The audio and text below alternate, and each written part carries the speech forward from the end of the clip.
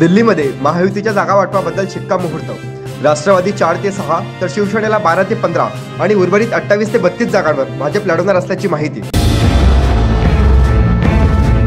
साताऱ्याची जागा भाजपकडूनच लढवणार उदयनराजे ठाम। मात्र उदयनराजेंनी राष्ट्रवादीच्या चिन्हावर निवडणूक लढवावी अजित पवारांकडून प्रस्ताव। काँग्रेसची महाराष्ट्रामध्ये दुसरी यादी जाहीर। दुसऱ्या यादीत 54 उमेदवारी। नागपूरमधून विकास ठाकरे आणि गडकरींचा मुकाबला होणार। रामटेक, भंडारा, गोंदिया आणि गडचिरोलीचे उमेदवार जाहीर। राज्यातील काही भागात तापमान 39 अंशावर तर होळीनंतरही उन्हाची काहिली जाणवणार। पुढचे 2 दिवस काळजी घेण्याचं हवामान खात्याचं आवाहन।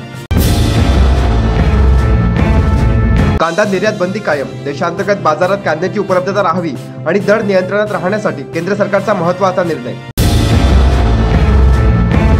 वंचित बहुजन आघाडीकडून कोल्हापुरात शाहू महाराजांना पूर्ण पाठिंबा। प्रकाश आंबेडकरांची मोठी घोषणा।